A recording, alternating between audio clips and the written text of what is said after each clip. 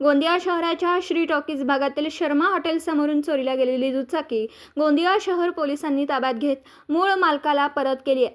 15 एप्रिलला गोंदिया शहरात काही कामानिमित्त सोनपुरी गावातून आलेले राजेश ठाकूर हे चहा नाश्ता करण्यासाठी श्री टॉकीज चौकातील शर्मा हॉटेल येथे थांबले असता एका अज्ञात आरोपीने त्यांची दुचाकी पळवून नेली।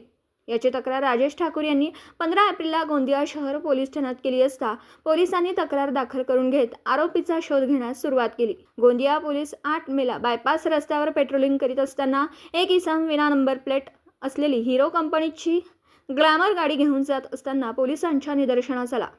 त्याची चौकशी केली असता पोलिसांनी आरोपी प्रमोद कुमार वराडे राहणार बालाघाट मध्य प्रदेश याला ताब्यात घेतला।